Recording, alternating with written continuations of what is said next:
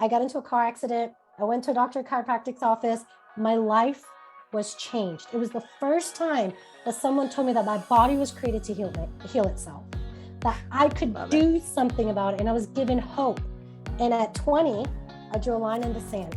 I said there was going to be no doctor moving forward that was going to know more about my body or that was going to make me question myself. I fired my doctor. I took health into my own hands and I became a doctor to help people do the same. Yes. Dr. Mindy in the house. All right. I appreciate that. The carnivore diet. Because of what we eat. Honestly, you've really touched my heart. Here's where I want to start with thyroid, because I feel like everybody's thyroid journey is so different. So before we dive into helping everybody understand like how to figure out what to do with their thyroid problem, why don't you share your story? Because I remember the first time you shared it with me, I was like, wow, that's quite a thyroid story. Absolutely. And so, my story actually started when I was 16 years old. I was walking out of a movie theater and I thought I was having a heart attack. I walked outside. I fell to the ground in a fetal position, clutched my chest, and was freaking out. I didn't know what was going on. I got rushed to the emergency room. They gave me morphine. I was in and out. And when my parents got there, I found out that the doctor said I had 1,000 gallstones in my gallbladder, which was shocking. Yeah, to have that. And how old? 16 years old. Gallbladder attack so severe. But of course, the doctor said, it's okay. We can get this taken care of, right? We can just cut out the gallbladder and everything will be fine. And I always like to share that part of my story because you're gonna have people listening right now and they're like, I have a gallbladder issue, whether they've been having a diagnosed thyroid issue or they think they have a thyroid issue. There's a direct connection on gallbladder function in the thyroid. And so you'll tend to see gallbladder go out before you start to see all these thyroid issues really come to the surface. But for me, I didn't know. They cut it out and they sent me on my way. And I remember thinking to myself, this isn't right. Like this is, I'm going to talk to my doctor about it. I went to my follow-up and I thought that health was losing weight. So I talked to my doctor. I said, hey, I feel like I should get better. I think I should lose some weight, maybe support my body since I had this gallbladder attack. And the doctor's like, I got it. I'll give you something at the end. At the end of my appointment, he walked out. He got a Xerox copy of the food pyramid, which I am aging myself there, right? Xerox. Kids don't know that nowadays. Right. And he came back with a food pyramid and there's 2 paragraphs at the bottom. I'll never forget. And I remember thinking to myself, well, if my doctor's not concerned, then I guess there's nothing to be concerned about. And then 3 years later, my mom found this huge lump in my neck. And after all this testing, I sat in my doctor's office at 19. He walked in and I'll never forget. He said, I'm sorry to tell you this, but your daughter has thyroid cancer.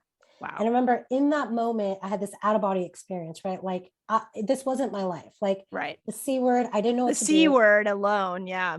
It just wrecks you. I was scared and I was nervous, but my doctor told me this. Well, if there's a cancer to have, this is the good kind, which doctors still say. But Really? Why do they say that?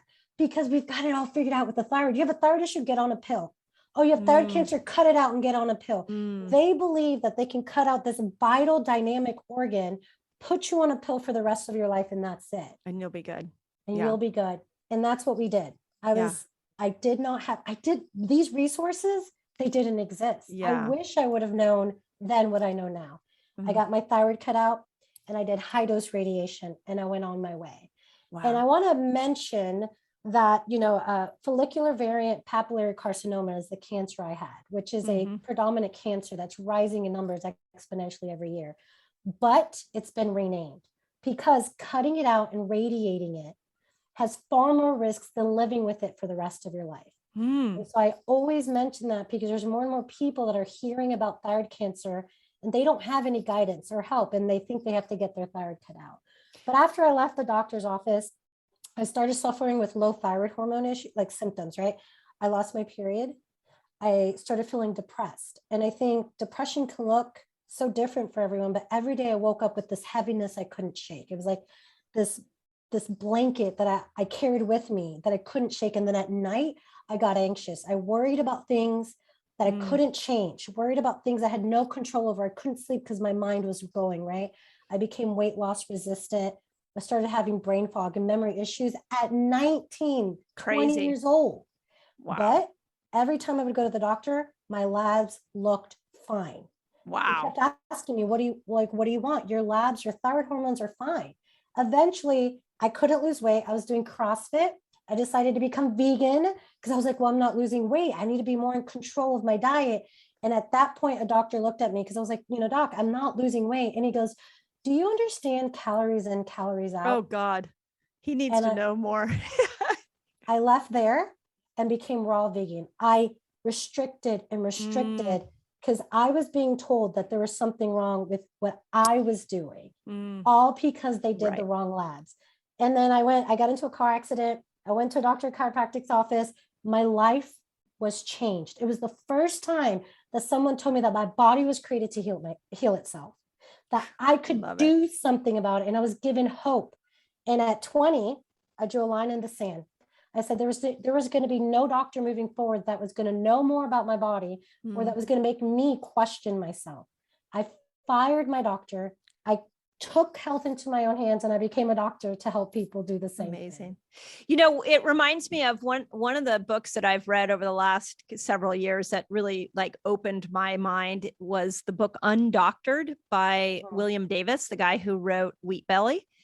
And he uses that exact example. He said, we live in a day and an age and time where we could potentially know more than our doctors because of things like the internet, because of podcasts like this, and he uses the example of thyroid. He's like, a lot of times patients have researched their own thyroid problems. They walk into their doctor's office and doctors need to realize they may be more up to date on what's going on with their thyroid than the doctor themselves and have a collaborative conversation with the patient. So that's what your story sounds like to me, is that you were moving through a system where the doctor knows best, the patient doesn't, and yet the doctor wasn't willing to be a partner in your care with you.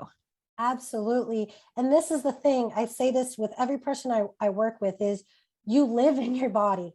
You know your body. You might not be able to put a name to it. You may not be able to show it exactly, but you know that you're fatigued. You know that your period has changed, or you know that you're suffering a little bit with more anxiety. You know that.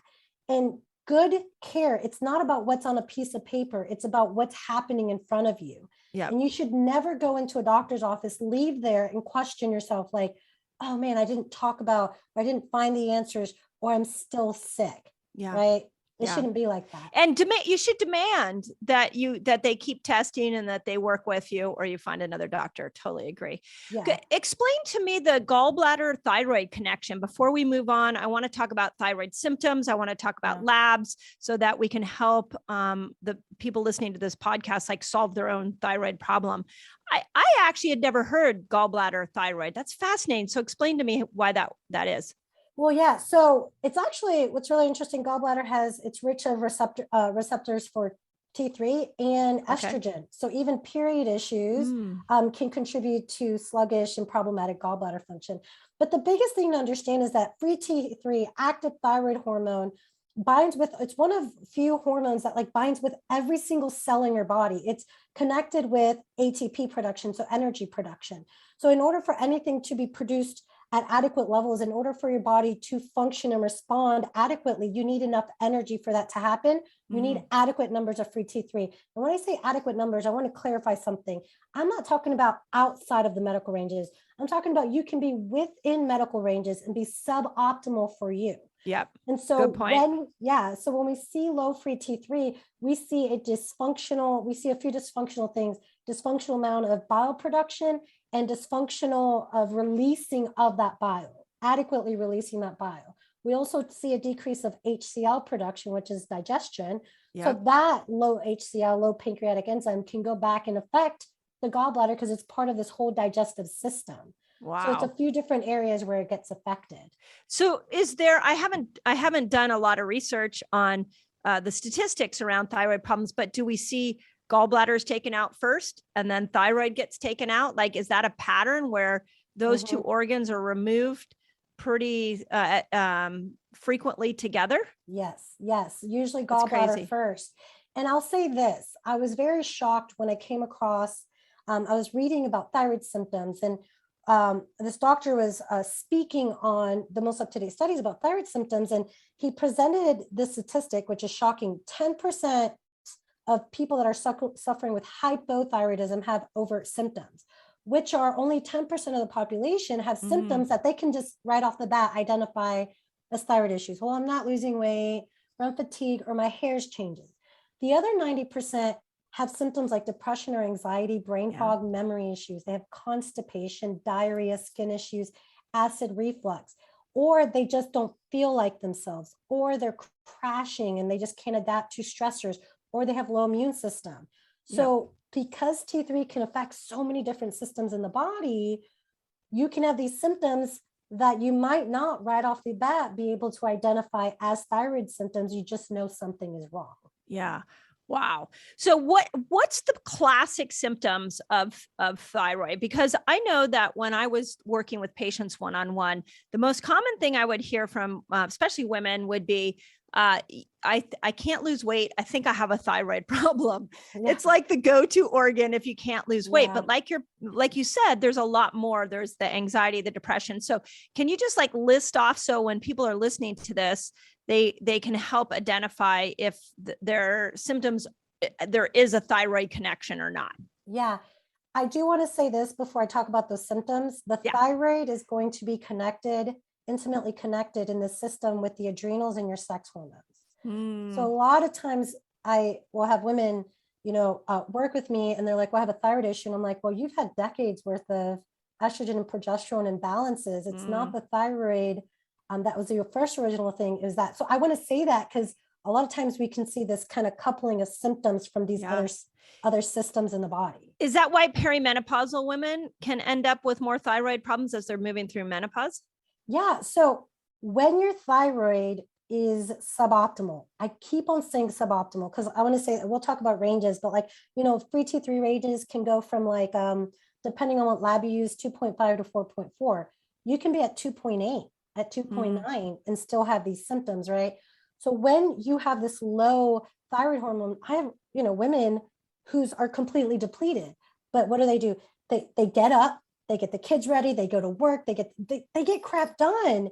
Why? Because they're coming from a place of survival. They have cortisol coursing through their body and on a daily basis are in this stress survival response. And then perimenopause comes around and those adrenals come center stage, and the adrenals can't adapt to this transition. And then boom, it goes right back to the adrenals, goes right back to the thyroid, and it just becomes this kind of vicious cycle. A vicious cycle. Yeah. Wow. Absolutely. Okay.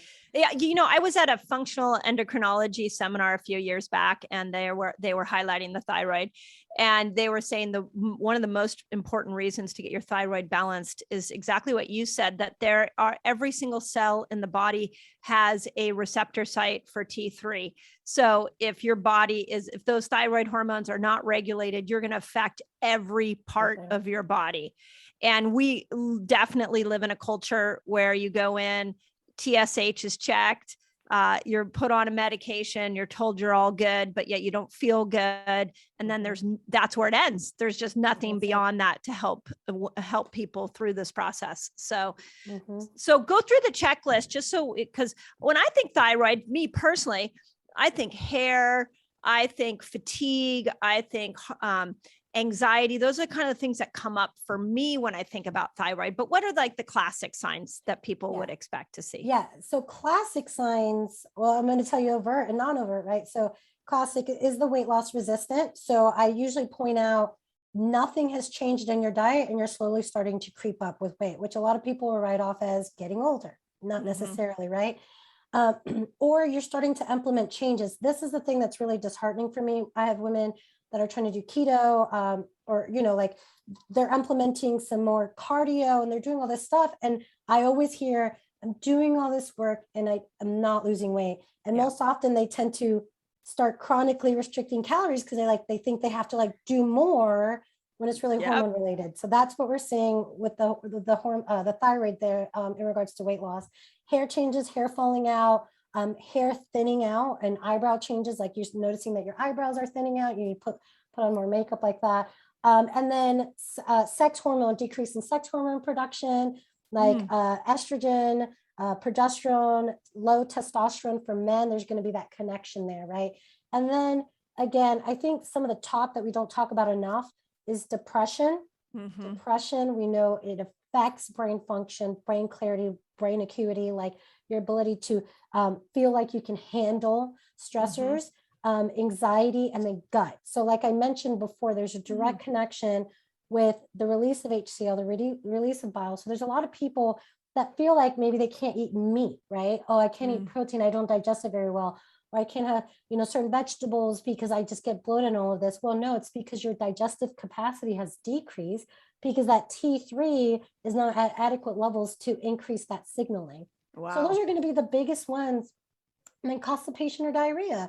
We've normalized not having normal bowel movements. It might be common, but it's not normal. Right. So digestion and going to the bathroom. Yeah.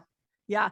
So if you go into your perimenopause, menopause years with a thyroid problem, and you're like specifically T3 is not well regulated, is that if what I heard you say is that your sex hormones are going to plummet even more, which I got to tell you, as a woman who's just going through the whole process, I'm grabbing onto every sex hormone I can. So that is really interesting. So that to me means like, let's help women before they hit 40. Let's help them figure this out so that the menopausal journey could be better. Yes. There's you cannot go into perimenopause with a thyroid that's not supported. You just cannot. Amazing. And we don't talk about it enough because this is the problem though. Because if you have a sex hormone issue, if you're going through perimenopause and you're struggling, you're going to go to who? An OBGYN. And what are they going to focus on? Ovaries, uterus, sex hormones, estrogen, progesterone. Yep. They're not going to, unless you're actively asking them. And I see a lot of OBGYNs look at the thyroid, but if you have a thyroid issue, you got to go see who? An endocrinologist. So you have these two people that are trying to treat these symptoms, treat these separate systems when they're actually connected. You cannot, it's going to go back and forth. Your low T3 is going to cause adrenal issues. Adrenal issues will make it hard for you to find adequate dosing for thyroid hormones if you're going to get on thyroid medication, right? And so it's this back and forth, and then going through perimenopause, which is major shift, major, support you need for your adrenals. The thyroid is not there. All of it, the fatigue, the depression, the anxiety, the decrease of even sex hormone output is just going to be, it's like you're on fire. Like all of these things just go over the top. Yeah. I like to think of hormones as like, they're a little bit like tag you're it. Like one hormone tags the next hormone, tags the next one. And if you've got one of them that's asleep, then they can't continue that process all the way on. So, and now you've really, because I've spent so much time thinking about sex hormones. I've thought about how they connect to insulin and cortisol and oxytocin. Now you really got me thinking about how it connects to thyroid as well. So explain to me when we do labs. Well, my first question is, why do they only check TSH? And what else should doctors be checking? Okay. So the reason why TSH was considered the gold standard, let me make sure people hear that, is because thyroid stimulating hormone goes from the pituitary, talks to the thyroid.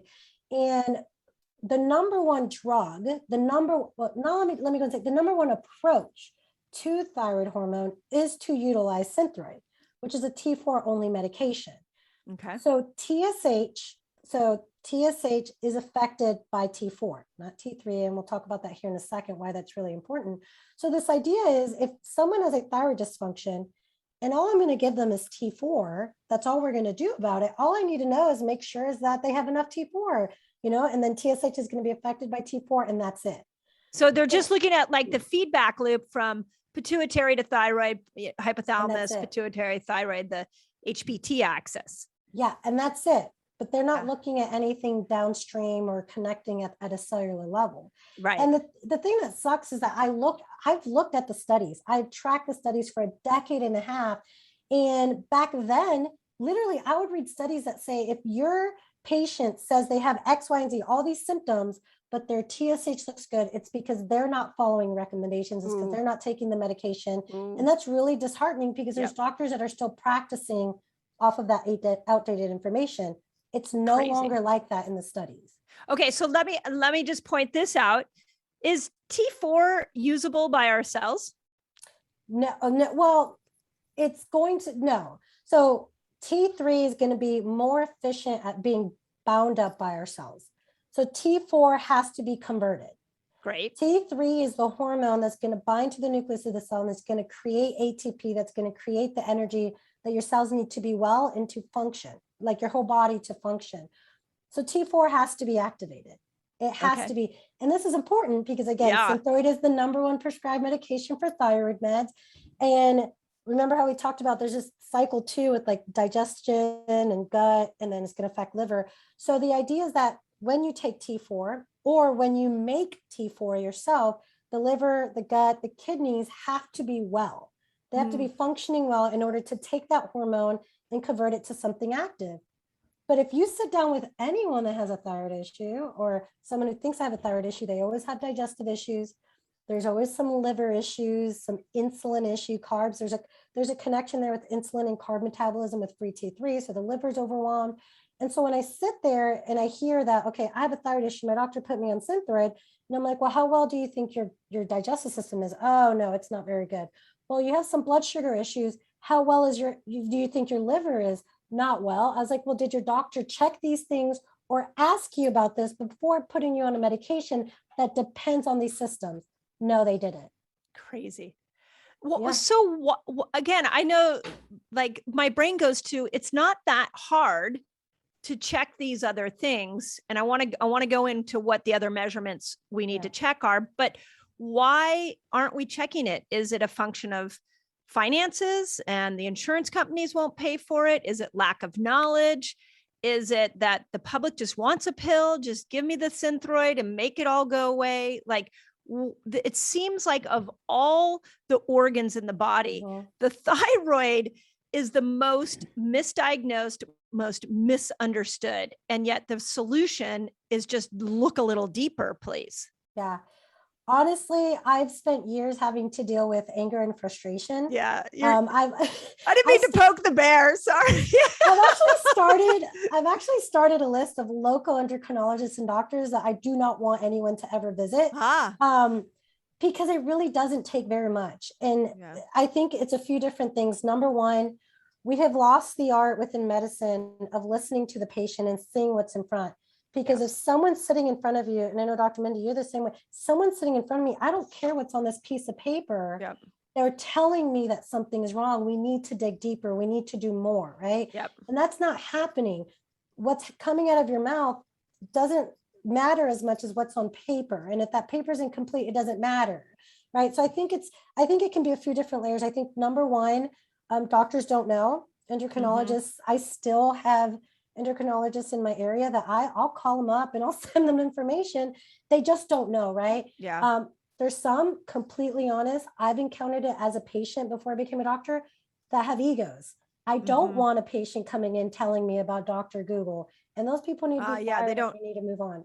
Yeah. They don't believe you or they don't give you the credit to actually have done more research and up-to-date research. Yeah, that is definitely a problem. Okay. Go on to the other tests. Cause when I first dove into understanding the thyroid, it was like, oh my gosh, there's like 11 things here we got to look at to be able to see if the conversion is happening of all these thyroid hormones. So go through the other tests that people should know. Yeah. And I want to go ahead and also distinguish, like there's the thyroid based test, and then there's other tests that will always affect thyroid, like vitamin D and homocysteine, B12, mineral status, right? So, but looking at the core, the first step, you can never get well. You will never get well if you do not have these tests, right? So thyroid stimulating hormone, I still test that. And the reason why is that we have to view TSH differently. It's not a thyroid hormone. Remember, it comes from the pituitary. It's a pituitary hormone. So I can see TSH start to trend up before downstream hormones are affected when your body's chronically stressed.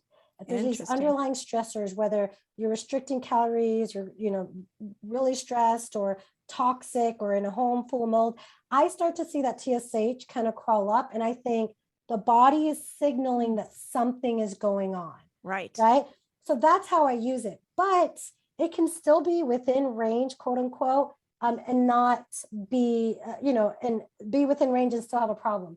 So I will say, I want to go ahead and put this out. The most up-to-date studies are looking at the fact that TSH should be under a 2.5. It should be under a 2.5. Okay. Medical ranges can go up to a 4, 4.5, or maybe some up to a 5. Okay. So at least so everybody go look. If you guys have your lab work, go and look. That was a gift. Thank you. Yeah. So absolutely. under 2.5, what can it be too low? Yes. And then, there is hyperthyroidism, right? Yep. And we don't usually talk about that much, because if you have hyperthyroid, It is heart palpitations, you're in the emergency room, you can't swallow and stuff like that. So you can go too low, but every body is different. I want to say this before we move on to the next labs is, within medicine for a really, really long time, the ranges they're scalar, actually. They're too broad. They're too broad. Yeah. They're too broad. But then what I started noticing, and I'm actually thankful for this, when functional ranges were, proposed, they were not as broad. They were very kind of like, not strict, but they were more, tighter together. Tighter. Yeah, there you go. And it helps so many people. But now, because of how tight they are, we're not allowing for variations, right? We're not allowing, there is variations if someone is in ketosis, if someone's low carb, if someone's eating more protein, if someone's losing weight. So I'll give some ranges that your listeners can kind of work off of depending on where they're at in their health journey.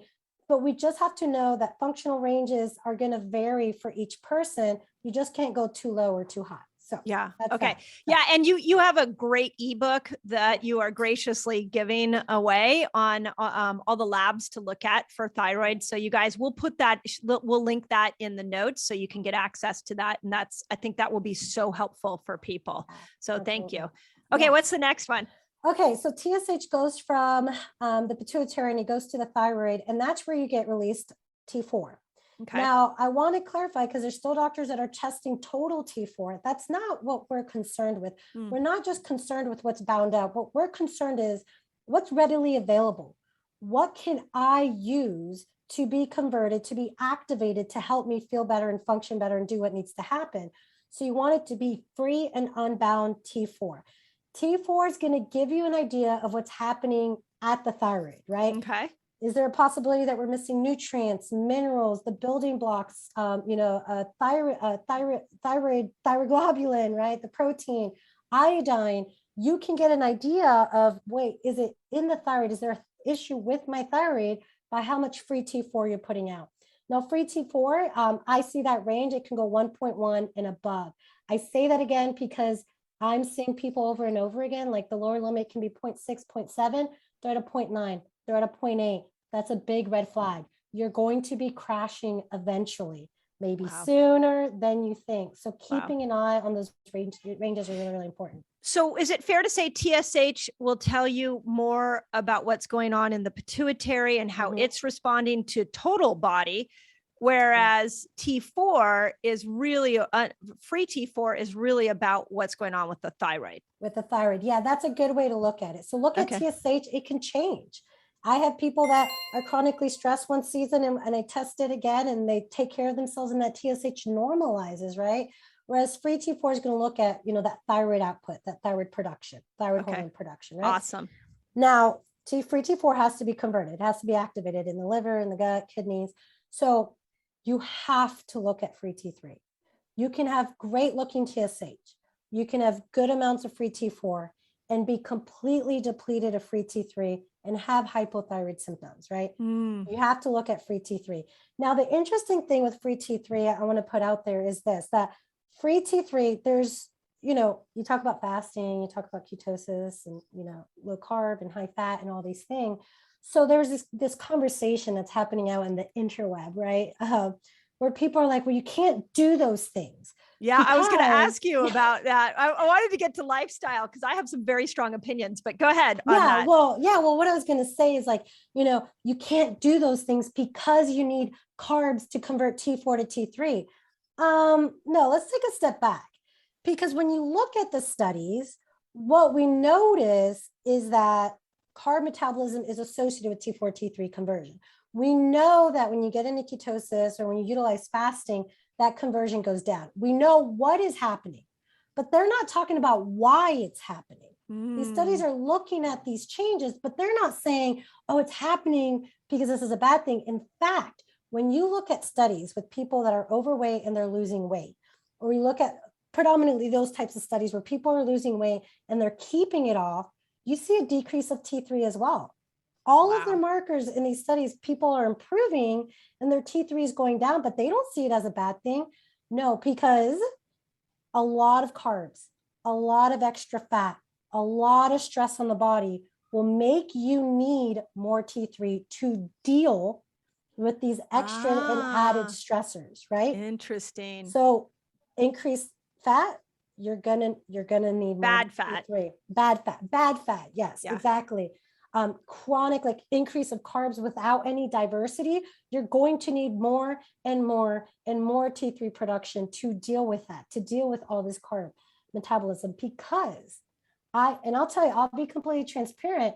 I thought it was a bad idea for people to do like keto or like, fast, until I had people come in, and it was for the first time in years that they felt better. They started losing weight. Yeah.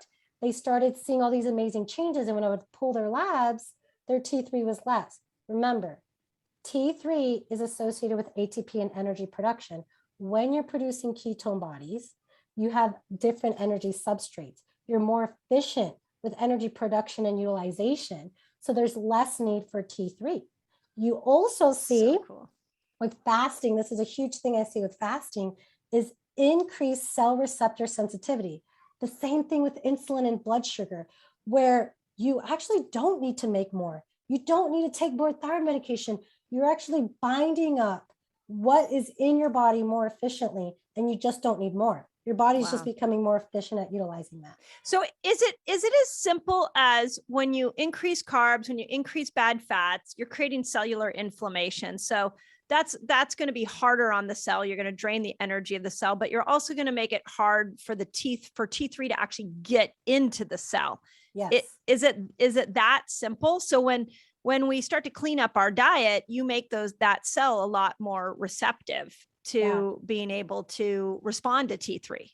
Yeah, a big thing that people need to pay attention to as they're making these types of changes is that if you are on thyroid medication, what I have found is, and this is actually a very common thing within functional thyroid approach, but you're on a lot more medication than what you actually need because you're not binding and utilizing it. And you're taking more. Because if you don't fix the cell, you're going to need more medication. You're going to need more and more and more. You're going to need more thyroid output. Even if you're not on medication, you need more thyroid output because you're not binding and utilizing it. So one big thing I can see with fasting and, eating good quality fats and changing and nourishing your body is that people can go into hyperthyroid. They feel like, oh my gosh, like I'm hyperthyroid. People say it's hyperthyroid. You're not hyperthyroid. Hyperthyroid is a disease process. You're just on too much medication. Yeah. You just don't need it. We see that in our Reset Academy. I see that all the time as we start to clean up people's diet, teach them to fast. If they're on thyroid or have thyroid issues, they're on thyroid medication. I always tell them, if you start getting those old thyroid symptoms that show up, you start feeling like there's a thyroid storm. This is where you need to look and go back to your doctor and see if we can lower that medication down, because you're just being more efficient at using the hormones the medication is providing.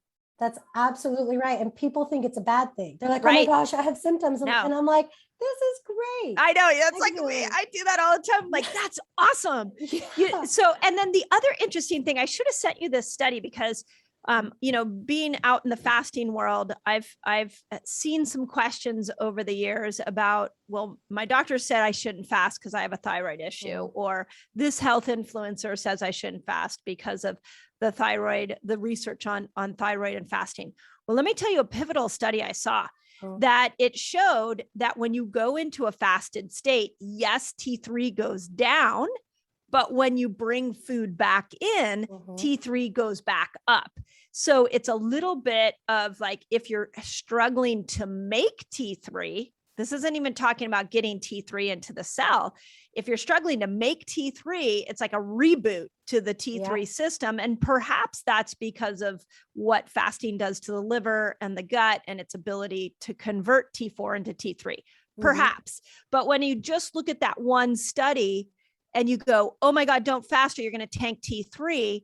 No, we have to now look what happens when we reintroduce food, because now we see healthy levels come back up. Have you seen studies like that?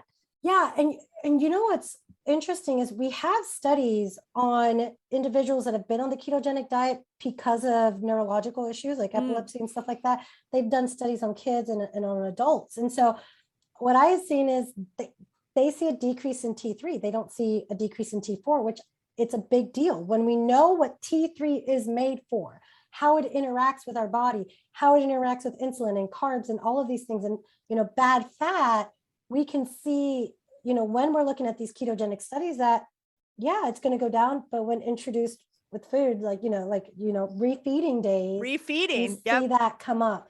But I will say this, there is a disclaimer I always give.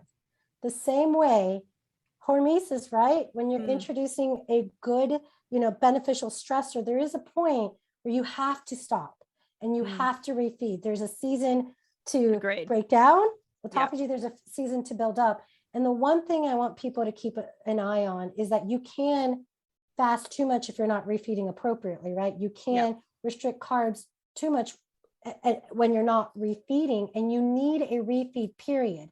Insulin is involved with the enzyme called deiodinase, and it's a part of, that's what converts T4 to T3, right, in the liver.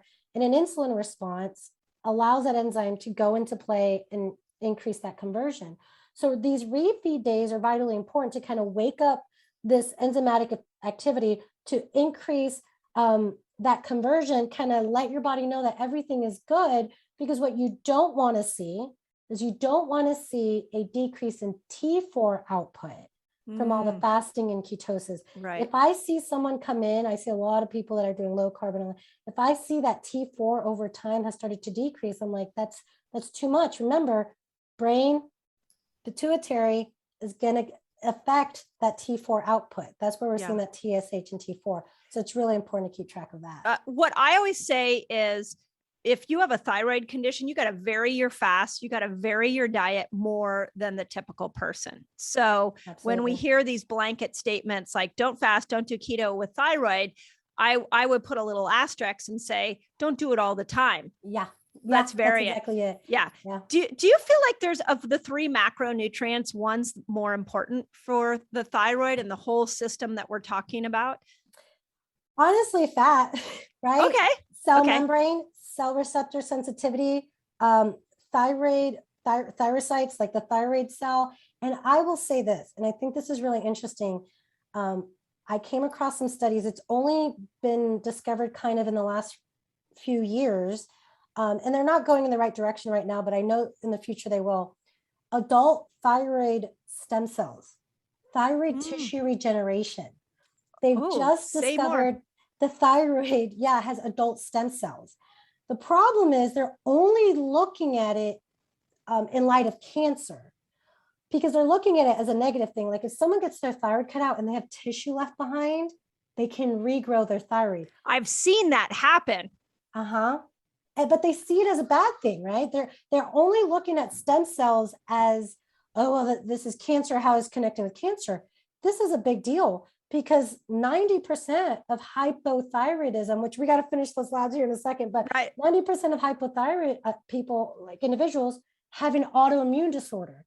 That means their thyroid is getting destroyed. Their thyroid cells can die, especially if it hasn't been addressed for years and even decades. Crazy. So this idea that we have these adult stem cells, that tissue can regenerate, and we're trying to tell people that they shouldn't fast when we know how amazing fasting can be for stem cells and regeneration, and there's so many possibilities there. So I knew you would like that. And Yeah. So two Yeah. things I will say on that. When I first started doing diet changes with my patients, like 10 years ago, I had a woman who had her thyroid removed.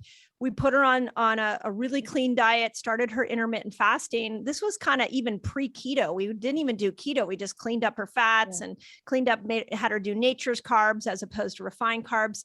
She didn't have a thyroid, but her thyroid numbers started improving. And she started to get that thyroid storm feeling again.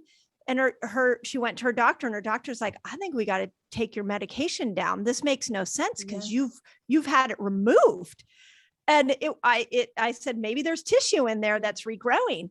And I've seen it with ovaries too. We've seen people in our community with full hysterectomies, and they're told your sex hormones are going to be tanked within weeks. And years later, they're still making estrogen, progesterone, and testosterone. And these are like, late 30s, early 40s. They're not early, that would be really early menopause. So I think it's really interesting that just because you remove an organ doesn't mean you took all the tissue out, and that tissue could still make some hormones. Absolutely. And I came across a mouse study where they gave the mice like chemo, which is, towards like the thyroid tissue, stopped it, and their thyroid tissue regenerated. Like that should give people hope to want to like heal and support, and then trust how innately powerful your body is, right? It wants to heal, it wants to grow, it wants to normalize. So that's always working in your favor. Okay. Give us, I know there's a lot of labs. Give us some of the highlights. And then, because I want to save some room for like lifestyle changes, toxins, things that we can, like people could leave this podcast and immediately put into action. Yes. So absolutely. So free T3, just within ranges, functional ranges shoot for 3.5, right? Or to 3.7. But again, if you're in ketosis, if you're low carb, you can see it go down to a 3.1, 3.3. Everybody is different. I have women that I get them up to a 3.5 and they feel horrible, right? They don't like that there. They feel better at 3.1. So having that range of 3.1 and above, depending on where you're at metabolically, is really, really important. Then the next two things I want to talk about, which is a really big deal, TPO antibodies and thyroid globulin antibodies. TPO should be under a 9. Thyroid globulin should be under a 1. I want to note these two because there's no drug in the market that's going to bring down these antibodies. So that means two different things. Doctors are not checking it, or if they're checking it, they're not talking to you about it, because you actually have to find your autoimmune trigger, whether it's infection in the gut, heavy metal toxicity. The reason why this has to be talked about more is because this idea that we call it thyroid antibodies, you would get an idea and doctors act like this is just an autoimmune response to the thyroid. This is a systemic immune issue. This is a systemic immune issue. They have found that thyroid antibodies can cross the blood-brain barrier. They have found that thyroid antibodies, you're more likely to develop other autoimmune issues, 3 times more is likely to develop other autoimmune issues. So skin issues, gut issues, celiac, anemia, like you name it. It is a whole body immune system issue. So when you go to your doctor and you hear you have a thyroid issue and you get on Synthroid or Armour Thyroid, all you're doing is putting in the end product. You're going to feel better because you got this hormone in there, right? You're missing it, you put it, but you then ignore where the issue is. Are you not binding it? Is there antibodies? Because if you live with antibodies, you will never get well. Your hair will continue to fall out. You have positive ANA and all these autoimmune markers. And you're like, why do I have this? Well, because you were sold an idea that these antibodies don't affect anything else when that is false. Crazy. So thyroid antibodies are a big thing. Yeah. If they go up into the brain, does that mean they start attacking the brain? They create this autoimmune response, inflammatory response in the brain. Yeah. It's wild. So if you have those, if you're showing up with positive antibodies and you're having depression, anxiety, trouble sleeping, like it could be that those antibodies have crossed the brain and now are damaging the brain. Yeah. Crazy. Creating an inflammatory response up there in the brain. Great. Okay. So give us some kind of the highlights of those, of like what you said, mold, heavy metals. What else would somebody go looking for if they had these antibodies? So I usually, when I look at the thyroid, I want people to understand that by the time you have symptoms, it's been there years, maybe decades, right? We know antibodies can exist if you don't test them 7 to 9 years before you have a symptom, right? So when you're looking at the thyroid, it's peeling the layers, right? So these are the layers that I approach it as, right? Number one, look at toxins in your environment that you can change, and then look at your nutrient profile, right? Some people will need some thyroid hormones, because if you're completely in the hole, like it's going to be hard to want to get up in the morning and do the exercise and do your quiet time, or, you know, eat the way you need to do. So sometimes utilizing thyroid glandulars from companies that have grass-fed cows, good quality with no fillers, right? You can do that, right? You can do that. And then I'll look at nutrient values like vitamin D, vitamin B, looking at magnesium, selenium, looking at iodine, utilizing an iodine loading test. Because the idea is, if there's some easy things that you can supplement with right now while you dig deeper, do that. Don't feel like crap, because it's going to be really hard on you, right? So that's the first level. Do you need thyroid hormones? What's your nutrient profile? What do you like vitamin D to be at? What levels for thyroid do you above like to a see? 60? If there's kind of an autoimmune response, I might get someone closer to a 70 or 80. Yeah, you know, I interviewed Dr. Sarah Godfrey a couple weeks ago, and she likes, for hormones in general, she likes vitamin D in the 70 or 80 range. Yeah, so like 60 is like for someone that's well, right? Like that's balanced, that's doing good. If we're going after thyroid healing, I'm going to get it up to 70 or 80. Yeah. You've got to get that up. Iodine's gotten a lot of attention, and people are like, oh, I have a thyroid problem, I should take some iodine. Talk a little bit about why you wouldn't just go supplement with iodine, and what we need to know about low iodine. Yeah. So the thing is this, like, first things first, we listen to an article. I have it all the time. The first time, anytime I coach someone, I'm like, you are not allowed to read an article. Like, I just had a consult today, and she's like, Dr. Becca, I don't buy things anymore. I'm like, yeah, slow it down. Like, you hear something, we go out, right? You got to understand that iodine tends to be with other minerals. There's things that keep it, that we get it naturally, like in nature, that will keep it in check, like selenium, right? So the big thing to understand about iodine, it is a building block, and it is possible that the reason why you have a nodule, that your thyroid is growing, that you're not making thyroid hormone, is because you have low iodine, right? Because those T4 is from iodine, T3 is from iodine. But you also have to understand something. Number one, when you don't have adequate antioxidants like glutathione production, when you don't have adequate selenium, which is part of the glutathione peroxidase complex that protects your thyroid, that can change into what's hydrogen peroxide, which is it's destructive toxic for the thyroid. It's toxic, right? So, and zinc and like magnesium, you need, and copper, you need this complex. A lot of people will go out and get on iodine. The second thing to understand is that iodine will detox halogens, right? Fluoride, chlorine, bromine. They are similar. They're found around each other at the periodic table, right? Molecularly, they're similar, which means they'll compete with each other. And a lot of people, we know that we get fluoride and chlorine from water, but what people don't realize is you're getting it from the chemicals in your environment. Polychlorinated chemicals, polyfluorinated chemicals. What's that? Flame retardants. Non-stick surfaces, Teflon pans, even like food wrapping, that when you open something, it's like smooth surface. These are chemicals in that when they go into the body, they affect the thyroid. So when people start doing all these high amounts of iodine, they're releasing these chemicals, and they're not having normal bowel movements. They don't have their clearance pathways open to get rid of them. You're recirculating these toxins and creating this, issue. So I always recommend, if someone's going to want to work with iodine, work with, nutritional iodines until you work with someone, or join your group, right? Yeah. What's like seaweed? What would be like a nutritional iodine? So we see seaweed, right? Anything that's going to be found in the ocean.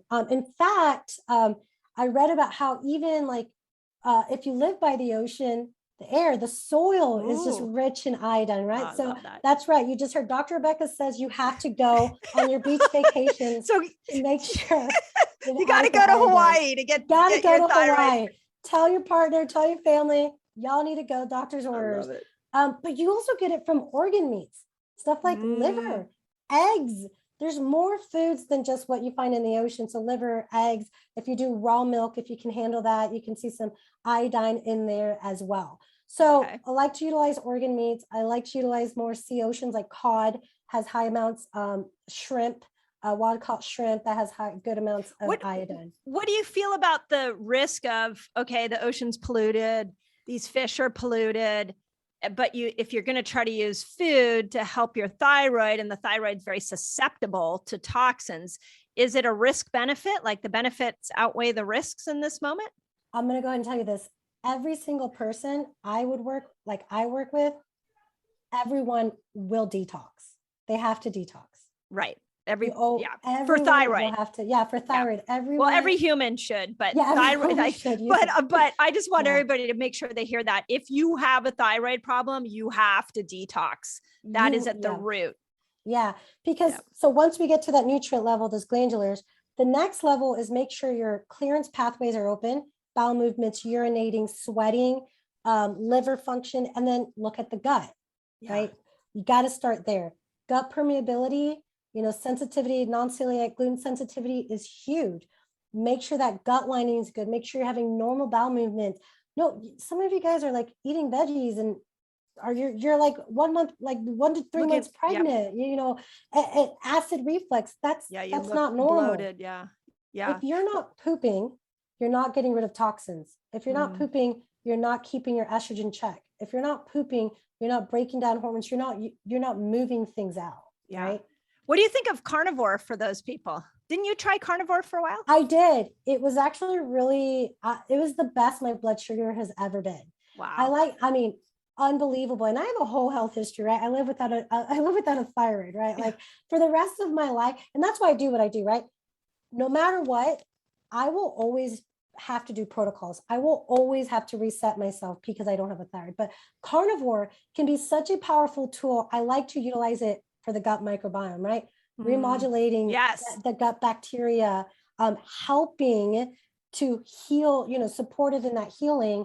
And then I still think it's important to vary that, right? Like come out and then get back in. But I can see some amazing support in blood sugar regulation in the gut microbiome. So I want to summarize this because I feel like we need another episode on this. So you guys, if you love it, leave notes for us, leave reviews, let us know what else you'd love to know. And we'll bring Dr. Rebecca back on. But I just want to summarize it so that people have a clear path when they leave this podcast. Yeah. So we've decided that TSH is a poor singular measurement of thyroid. That you would agree with that? Absolutely. And so you have a bunch of labs that you recommend. There's an ebook, a free ebook you guys can get. We'll leave a link and we discuss the most important labs. Is that what you? Yeah. Okay.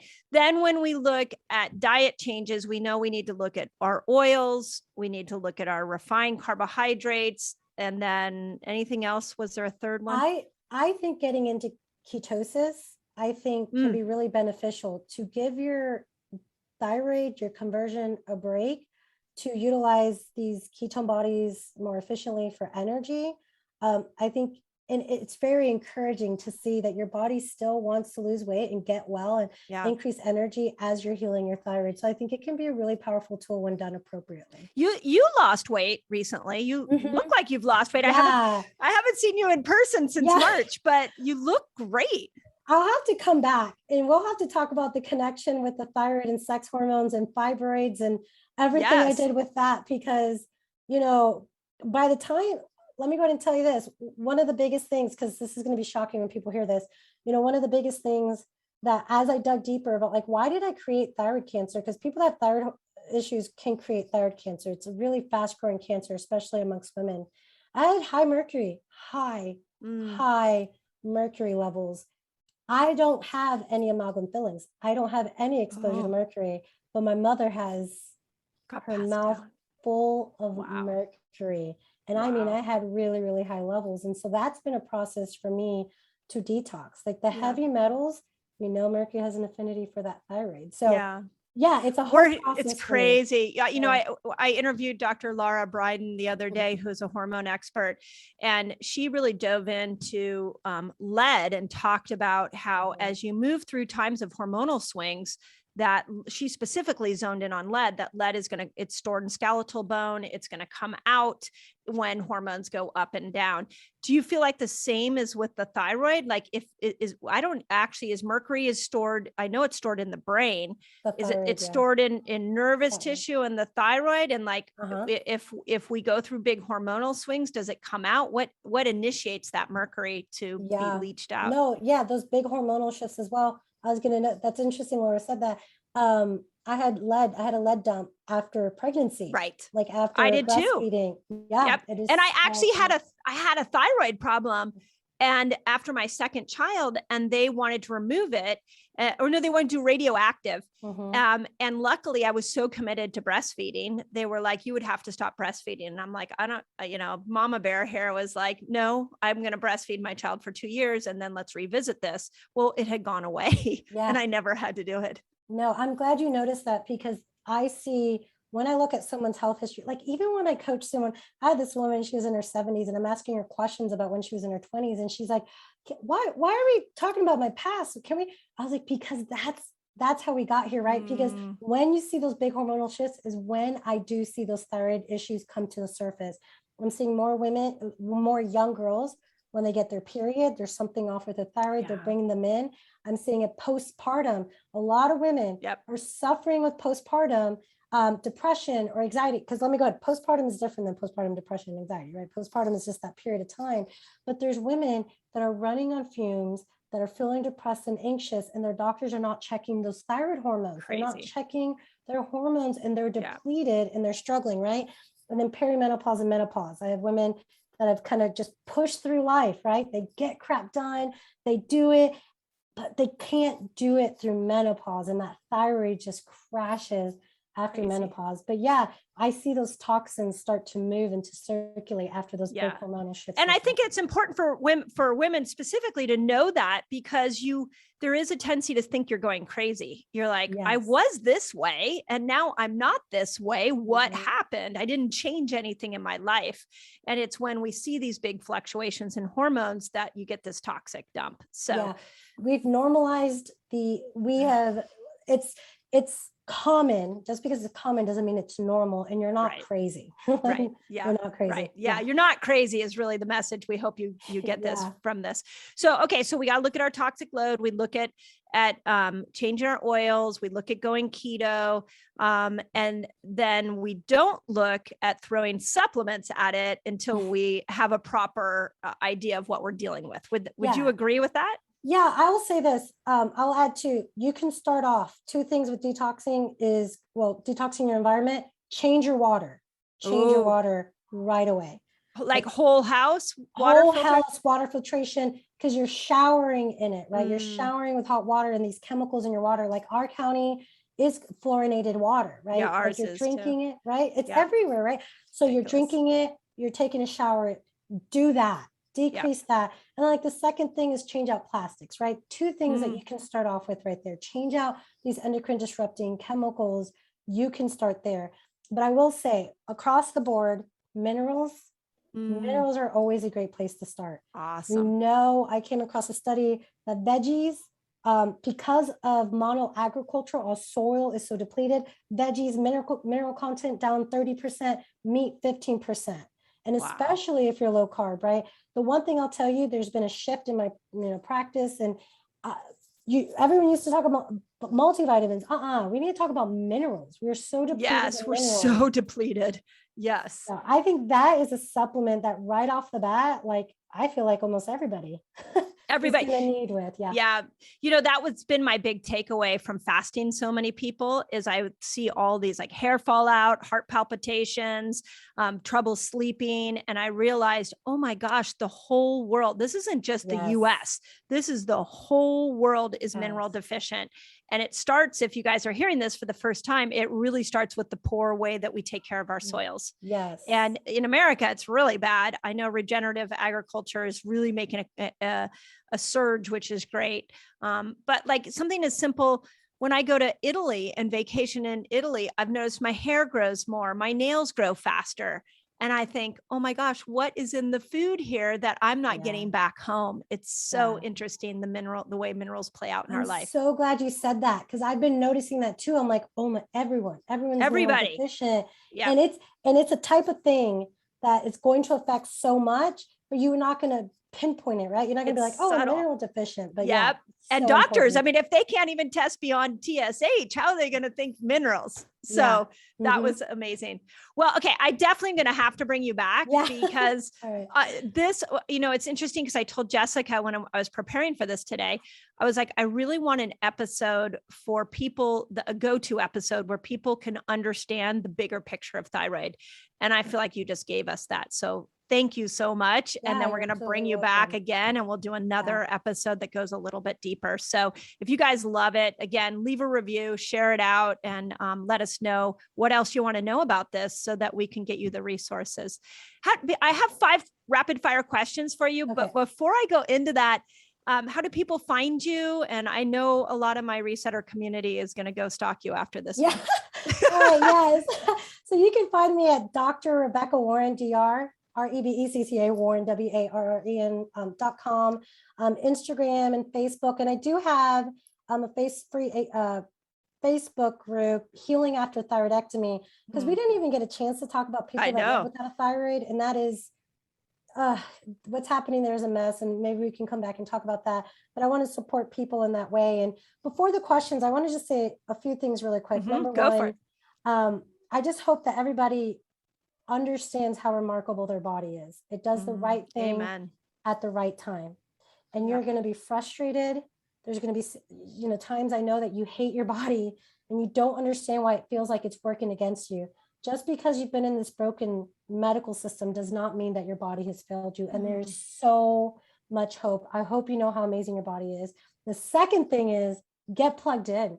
If people are listening to you, your community, like this is life-changing information. Do not go to your endocrinologist and your medical doctor expecting them to tell you things that's not in their toolbox. What they're good at. They're great at it. You need the lab work, you need the medication, you need surgery, do that. But this is why programs like this exist, right? So that you can get the information that you can implement and get yourself well. So just those two. Those are, you spoke right at my heart. And I would agree, if you guys are struggling with your thyroid, don't ever let a doctor bully you. Don't ever let a doctor tell you that you cannot heal. Switch doctors, because when you really dive into understanding the body, you see that the body can heal from the most amazing situations. You just have to find the strategies that work with that healing. So I totally agree. Thank you for saying that. So, okay, here's my first question. We're starting a book club. So if there was 1 or 2 books that you're like, everybody needs to read, it doesn't have to be on thyroid. It could be fiction. It could be something that inspired you in your life, but a game-changing book that you would love people to read. What would it be? Oh, absolutely. One of my favorite books is The Art of Not Giving an F. And this book is amazing because it takes the things we avoid talking about and looking at death. It takes all these negative things and it shows that the things that we avoid are the things that grow us. But he does such an amazing approach to it. And the idea is this: we have only so much of ourselves to give. And we need to give of ourselves when we can. And when we can't, we stop. And don't avoid the suck. The suck is where good things happen. So I recommend every single person read that book. I love that. Okay. We're going to add it. So we're creating a big book list so that at the end of this season, all of our guests will put out their favorite books. I'm so excited for it. Okay. If you were the Surgeon General of the United States right now, and I know, wouldn't that be amazing or not? And you were in charge of solving the thyroid problems that are happening here in this country. And this would apply really, we have a worldwide audience. What are 3 steps you would start with to change the direction that thyroid health is going? Okay. I would change the whole low fat recommendation. Number 1. I would change the whole low fat. I would give the most up-to-date research and say, this is dumb. Stop doing this. Right. Okay. The second thing is, we have programs that, what do they call it? Where they pay farmers for subsidize, right? They subsidize things. And I think the problem is what I've realized through COVID, and I was trying to get family in Mississippi some supplements. And there are areas throughout this country where people either don't have access to the nutrients they need or the supplements that they need, or it's just really difficult for them to afford it. We're subsidizing all these different crap. Why can't we put money into helping people actually have access to things like vitamin D, right? If I'm going to do government spending. Yeah, go. I'm now electing you. Okay, thank you. Thank you very much. And then the final thing I would do is I would work a way to start. I would have to work with a different part of within the government, is look at this toxicity that's being put into our everyday products, right? Our skin, fragrances, like seeing how we can change that, because that is going to be such a detrimental thing to overall health. Love it. Absolutely love it. I agree with those three. Okay. If you could go back to, was it 19 when you had your thyroid removed? And you're walking out of that doctor's office in despair, and you're going to give that girl some advice, what would you give her? You're going to try to make me cry here? Like, what are you doing? You got this. What are you doing? We go deep here on the Resetter podcast. Yeah. You know, man, if first I would say it's okay, right? Take your time. Take your time. Just take your time. Like, look at you. Look at me. Okay. I love it. Because this was hard. I know it's hard. For 7 years after this happened to me, I couldn't even talk about it without crying. Like my first date with my husband, he asked me about the scar on my neck, and I like started bawling, like, oh my gosh, on my first date. So, you know, the first thing I would say is, like, you know, take your time. A lot of times when we go to the doctor's office, we might hear the C word, we might hear all these diagnoses, and you got to take your time. You never want to make a medical decision out of fear or hopelessness. You don't want to make a place, you know, that decision, right? The second thing is to take a step back and to remember, and this is a principle within chiropractic that I take with me wherever I go, is that the body's created to heal itself, but it does the right thing at the right time. Yes. Always. But I have cancer in my thyroid.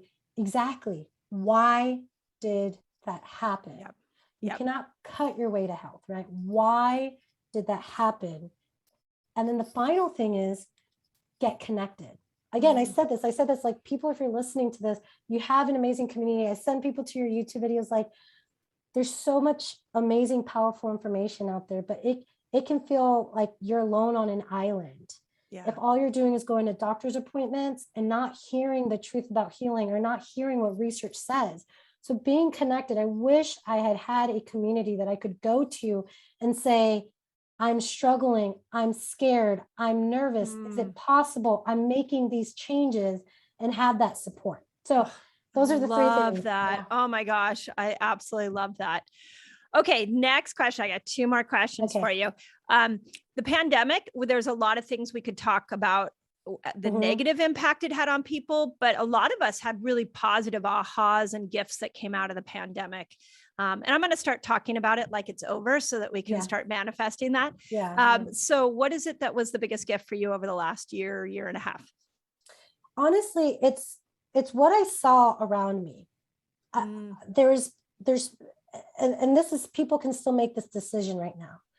You have two paths that you can take. You can look at this pandemic and say, everything is scary. The viruses, the infections, the pathogens, it's scary and we need outside help.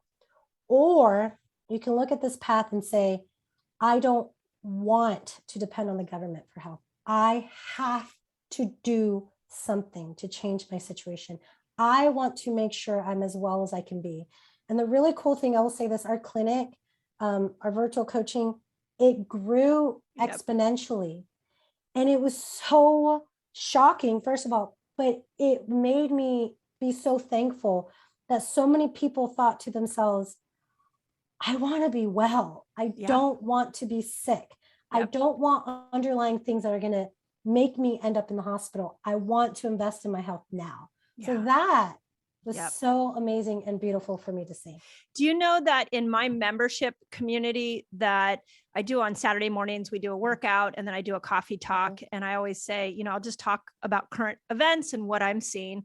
And people keep requesting, like, can you talk about the Delta variant? Can you talk about vaccines? Can you, and because they're dying to talk about it. If you go to social media, it's like they're so slanted, but it really gives me hope that people are wanting to take back responsibility. They just need to think it through for themselves. And they're not being given that opportunity by, social media, the government. So I love this idea about community and asking questions and just stepping out of fear by stepping into your own power. I just love that. So amazing. Okay. Last question. If you had one message for the world that you could get into everybody's brain and help them see, what would that be? One message for the world. Girl, you gotta like warn people with these like deep questions. I'm like, I want you going straight to your heart. That's what I want. Yes. What's the first thing that comes to your mind? Okay, I will say this. We got to give ourselves grace. And we have to give ourselves grace. Like, I think one of the things that I've noticed a lot lately is we're so dang hard on ourselves. Yeah. We mess up, we eat a donut, we don't work out. We yelled at our kid today. We, didn't, do what we said we were going to do. And we beat ourselves up, and our internal conversation is so ugly, right? Like it's just so detrimental. And we don't realize, like, I always give this example, like if your child was starting to walk and they kept falling down, could you imagine how horrible it was if I was like, come on, get better. Get up. You've seen people walk. You've seen it. Like, come on, you've had 3 years or 2 years, however long it is. It would be horrendous. And you think it would be abusive. And yet we say this to ourselves inside our head. And because it's in our head, we don't have anyone to call that out. And so the biggest thing is when we can show ourselves grace, when we can love ourselves, then we can love others and show other people grace. But a lot of people that spew hatred have so much hatred for themselves, that just argue and fight, have so much internal, just like being torn, right? And so giving yourself grace and allowing yourself to grow and to love yourself through that so that you can give that to others, I think is really, really needed right now. If you are on thyroid medication, what I have found is, and this is actually a very common thing within functional thyroid approach, but you're on a lot more medication than what you actually need because you're not binding and utilizing it. And you're taking more. Because